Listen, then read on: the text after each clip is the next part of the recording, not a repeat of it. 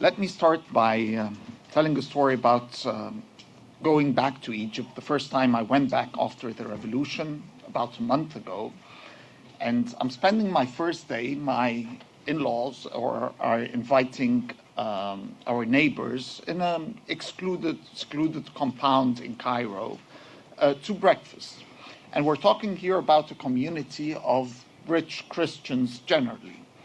The first question I get as we sit down is, are they going to ban alcohol and bikinis?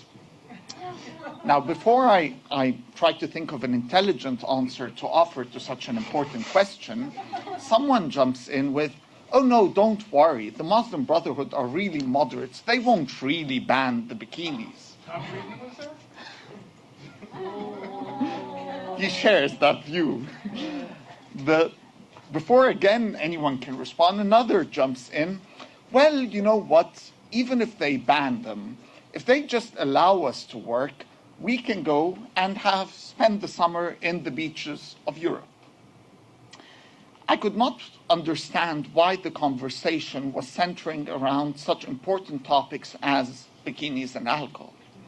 Why this was the main concern of a community that is supposedly the most threatened by the Islamist triumph and ascendancy in the Egyptian elections.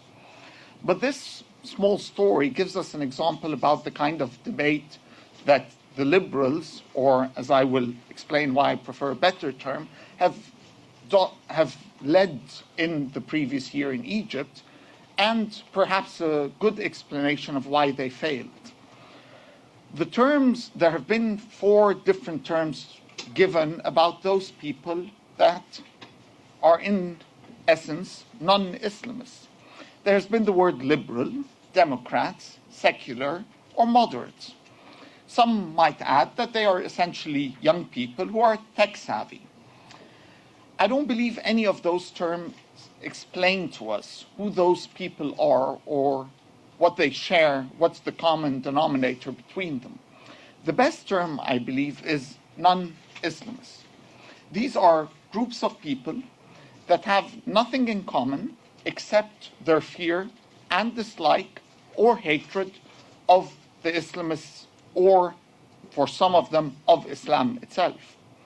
Some of them, like the Copts, are not necessarily secular, nor are they liberal in any sense of the word.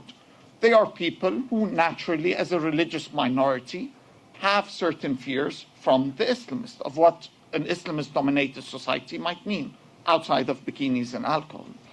Others, whether leftist, Arab nationalist, business-oriented community, human rights organizations, all of them are not really liberals or Democrats. Some are, some aren't. But what they all share is this real fear of Islamism. This fear of Islamism plays into how those people acted on the 25th of January, why they took the decision to join or start the revolution, and how they've been performing since. The Egyptian politics, in reality, have always been a game with 3 players playing it: the regime, the Islamists, and those non-Islamists. Being the least powerful player in the game, their actions have been guided by how the other 2 parties act towards them. If their perception of an Islamist threat becomes less, and if the regime's ability to absorb them and offer them some accommodation within the dictatorship that is ruling Egypt, then they are guided by those 2 things. If the regime absorbs them and their perception of the Islamist is more, then they would side with the regime. If on the other hand, and this is what essentially happened in the later months of 2010 and in 2011, they fear the Islamists less. If they come to see the Islamists as perhaps less as a percentage, Baradei famously saying that the Islamists were only 20% of the voting population in Egypt. Or if the regime bans the non-Islamists completely from the political process, as it did in the 2010 elections, which were especially forged comparing to other elections which are all forged. But this was the regime sending a message of you have no place anymore. Guided by this, at the critical moment in January, the decision was that the regime was the greater threat and that the Islamists could be dealt with. Mubarak fell, and suddenly the Islamists reappeared. The first shock came in the March referendum.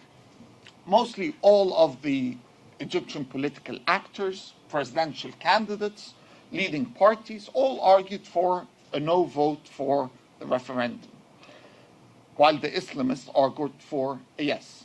And the yes vote passed with 78% of the population.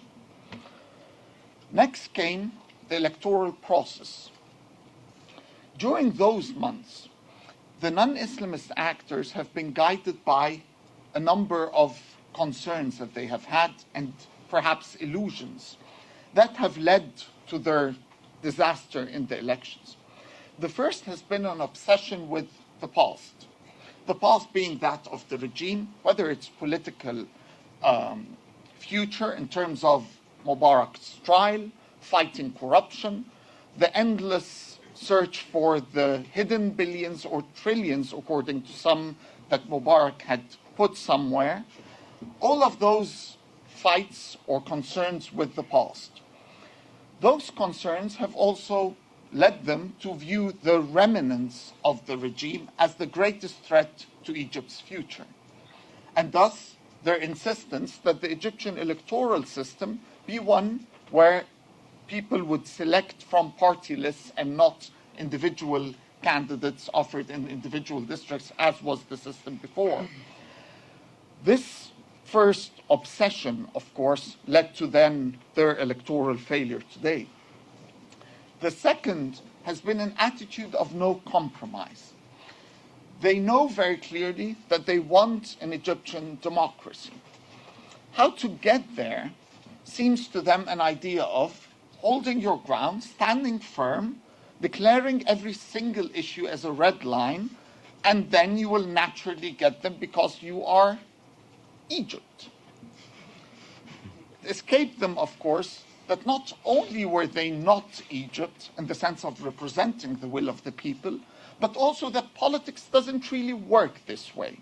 And that holding cards, naturally, you had to negotiate, whether with the Islamists in some issues or with the military in others. But this attitude of no compromise then led them to their great failure in the elections. The second thing is a lack of understanding of the work of institutions. It seemed that they had believed their own rhetoric, that they believed that they had actually made Mubarak fall.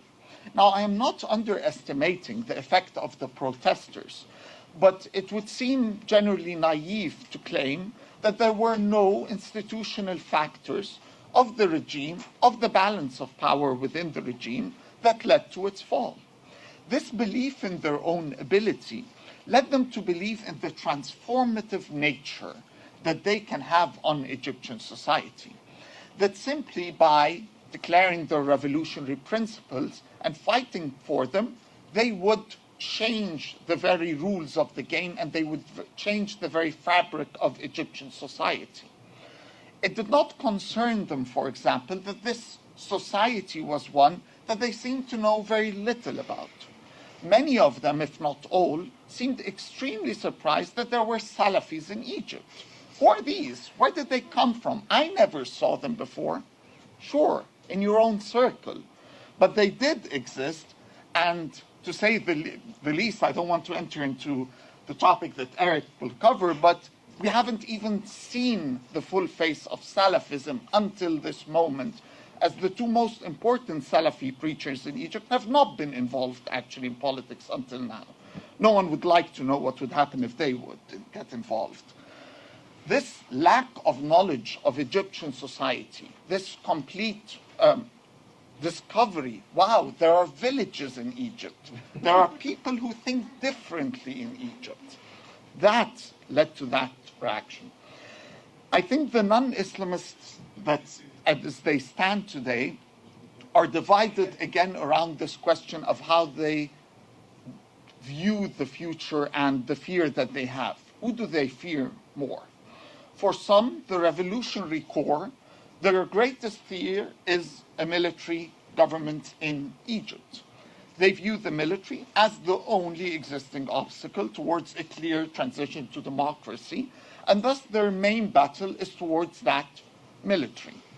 Thus the fight to bring SCAF down, to end military trials, all the various fights that people have led towards the military. For others, the greatest threat is now obvious in Islamist Egypt. This Islamist Egypt is becoming clearly more than a possibility for people. It's becoming clear, and I think it's very reflective in the elections that took place yesterday for the Speaker of Parliament, that no matter what the initial compromise might be, that no matter the willingness of the Brotherhood to try to accommodate different people and be pragmatic initially, that at the end, the votes that passed the Speaker of the House were purely a coalition of the Muslim Brotherhood and the Salafis, and less than 20 other parliament members, insignificant in the whole story. So this possibility of an Islamist Egypt is for some people, leading some people to try to think what we can do about it. Of course, we're talking now that people are still, in a sense, been knocked off balance. They still don't have a clear understanding of what they face, and they still don't know how they will deal with it in the future. Some of the problems that they face initially is that they don't really know why they lost. Some assume that it was because of the elections were rigged. Now, looking at the Egyptian districts and looking at what happened in the elections, I don't know how anyone can claim that the elections were rigged or that those do not reflect the will of the Egyptian population. They do.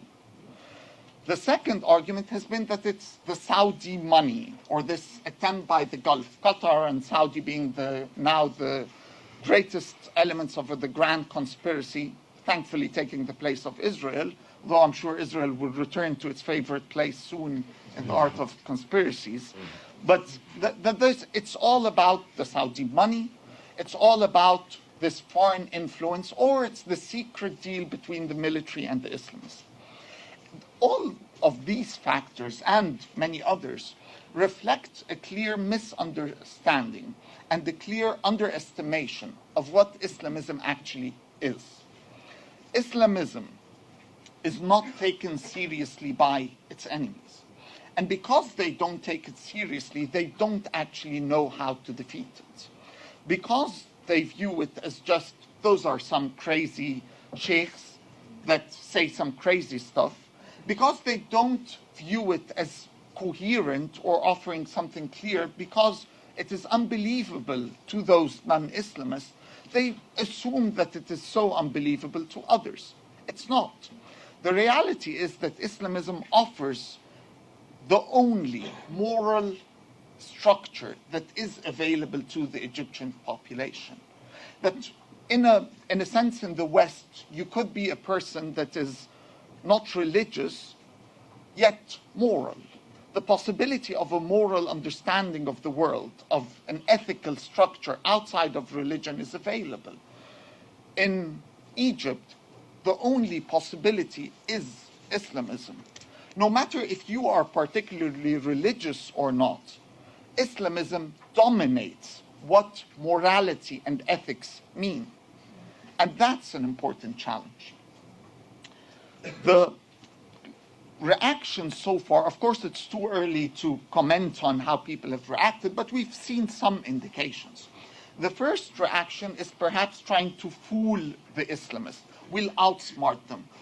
The famous Egyptian scholar at Carnegie, Amr Hamzawi, who's now a member of the Egyptian parliament, decided to go on the main Salafi channel and have this 1 hour and a half program there, where he basically outsmart those Salafis. So they ask him, what if there is a law in the Egyptian parliament that is against Sharia, would you vote for it? Absolutely not, he answers. I would never work against Sharia. They ask him, if we want to close the porn sites, will you allow this? Of course, I do not think that anyone should have access to porn sites. Let's close them all. This attitude of thinking that you can play within this game or trying to appear less controversial, I would say has no possibility of success, but best of luck for him. The second attitude has been one of complaining. The Egyptian bloc, the main non-Islamist bloc, real non-Islamist bloc in parliament, his attitude towards the elections, towards the internal elections of parliament, has been one of complaining. The Islamists are dominating the committees. They're not allowing anyone in with them. Yeah, sure. Did you expect otherwise? But this has been the attitude now, that look, they are not allowing anyone else to participate. They're dominating the parliament. The Speaker of the Parliament yesterday was reading a telegraph that they decided to send in the name of the Parliament to thank the military for its performance in the past months and for holding the elections and handing over legislative power and so on. So a young activist who's been elected to Parliament stands and said, I object to this, we should put this and this in the language. And the Speaker tells him, it's been approved by the majority, thank you. And it's over. So the ability to maneuver within this is problematic. I don't know if I exceeded my time already. No, you have a couple minutes here. Okay, but so one last comment about what about the future, knowing the problem that they have at the moment. I think the basic understanding that seems to escape Washington and the Egyptian activists, in a sense, is that this is not a beauty contest. There is no democratic transition in Egypt, at least a transition to a liberal democracy. This is a competition of who is the least ugly person there. We're not choosing the best case scenario. We're choosing about essentially very bad policy options. A military dictatorship, although I think is unlikely, is not a good option. It will not solve anything. An Islamist project, the Islamists transforming their electoral victory into a clear totalitarian project, a transformative project that not only takes over the state, but also aims to change the very fabric of society, is not at all a good option. The basic step that is needed at the moment is to understand what our worst option there. What are we hoping to not take place in Egypt and not what we are hoping to achieve. In this sense, our best hope is that a balance exists in the country that allows people the room necessary to maneuver and offer an alternative to Islamism. This balance would mean that the Islamists do not take this electoral victory and completely take over the state.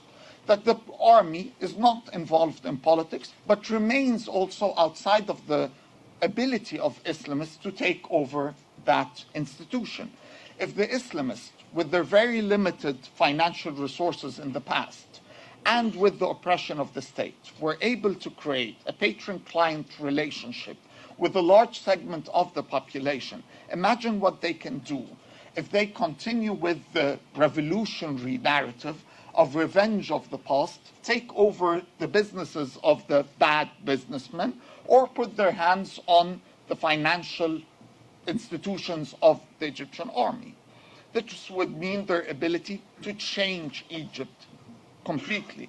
If they are able to dominate the narrative of changing and cleansing the police force, and suggest, as they have already suggested, to create neighborhood watch groups that would protect the neighborhoods and help the police.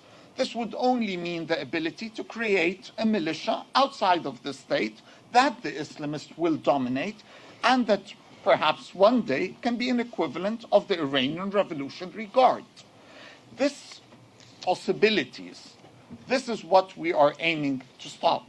What the aim should be is that the Islamist project remains within the realms of a parliamentary control and not a complete control of every aspect of society. It means, as Rob Satloff and Eric clearly stated in the Wall Street Journal, that we have essential battles to fight. 1, 2, 3. Yes, these are not the only battles there, but they are the only options now, or the most important, so that there is a possibility for a future. What that future would be would depend again on those non-Islamists turning their non-Islamism into something actually worth fighting for, into something to offer the Egyptian people. Unless they have something to offer instead of Islamism, Islamism will continue being the only alternative available for Egyptians. At the end of the day, you cannot replace something with absolutely nothing. Thank you.